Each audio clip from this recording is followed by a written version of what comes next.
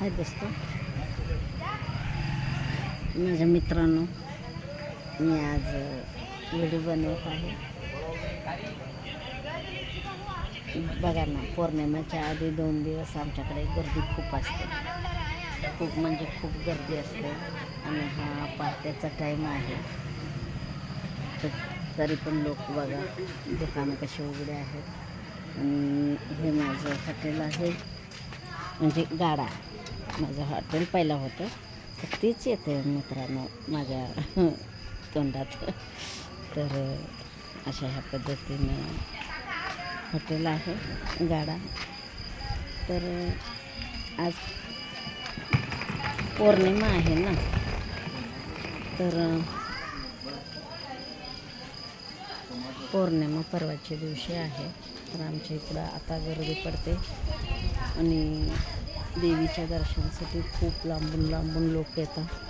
हे सगळं माझं गाड्यावरल्या वस्तू आणि खूप लांबून म्हणजे लोक येतात दर्शनाला. आणि आता उद्याच्याला बघावं लागतं. उद्या तर खूप म्हणजे खूप गर्दी राहते. बघा मित्रांनो, कसं आहे ना, तरी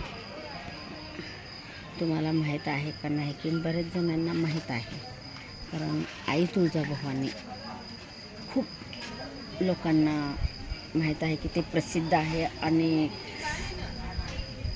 तिची श्रद्धा खूप आहे सगळ्या लोकांची. कारण माहिती आहे का, ती पावते आणि प्रसन्न पण होते. आणि जे काही लोक तिला नवस बोलतात करतात, तर ते नवसाप्रमाणे त्यांचे नवस पूर्ण होतात.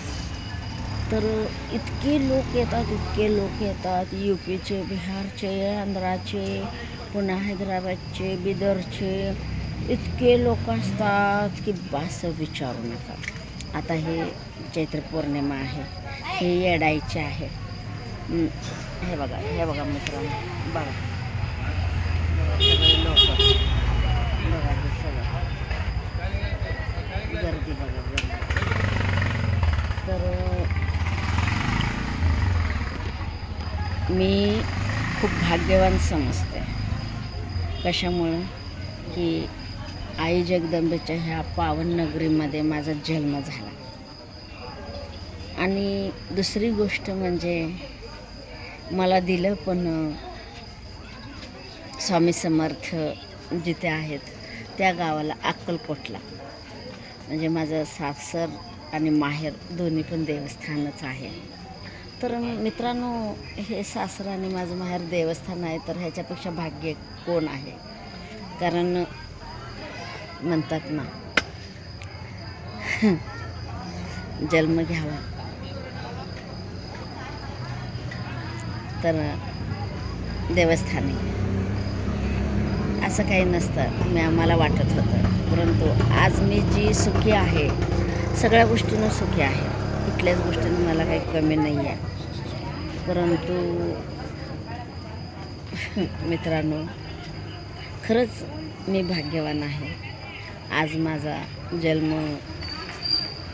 येथे झाला आई जगदंबेच्या दरबारात. माझं माहेर तुळजापूर आणि माझं सासर अक्कलकोट.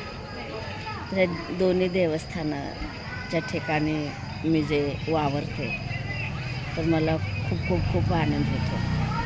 तर आजचा व्हिडिओ काय तुम्हाला एवढा विशेष वाटणार नाही, पण सांगण्याचं तात्पर्य की आता पौर्णिमा शनिवारी आहे, तर आजपासून आमची इथं यात्रा चालू झाली. तर ज्याने पण कोणी हे तुळजापूर पाहिलं नसेल, तर दर्शनाला यावं आणि आमच्या आईचं दर्शन घ्यावं आणि बघावं. तिच्यावर श्रद्धा ठेवल्यानंतर ती किती पावते. मनाभावानं लोक तिची श्रद्धा ठेवतात आणि मनोभावानं ती सगळ्यांना आशीर्वादानं ती पावते पण. तर आणि मित्रांनो, मला की नाही व्हिडिओ काढायला वेळच नव्हता, कारण सारखं कामं चालू आहेत.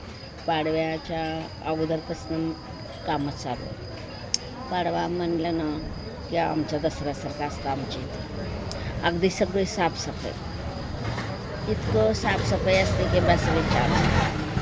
फक्त पूर्ण धुणं वगैरे नाही धुवत, पण जेवढं वावरलेलं आम्ही वापरलेलं असतं ना कपडे हांतरून पांघरून वगैरे ते सगळं धुवायचं, फळीवरले भांडे घासायचे, झाडलोट करायचं.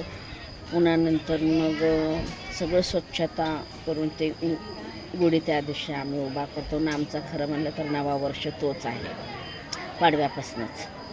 तर मित्रांनो, आणि पाडवा झालं की आमच्या ह्या चैत्री पौर्णिमाच्या तयारीला लागावं लागतं.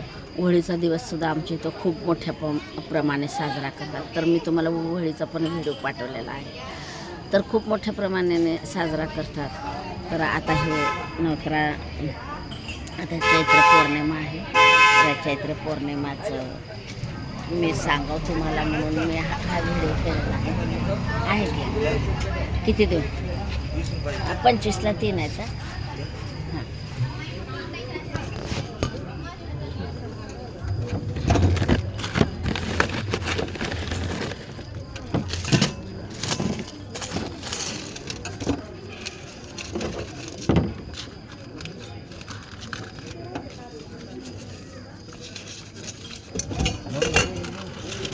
हां घे. मित्रांनो, तुम्हाला बोलत बोलत मी गिऱ्हाईक पण करत आहे. आणि नेहमीच असं होतं की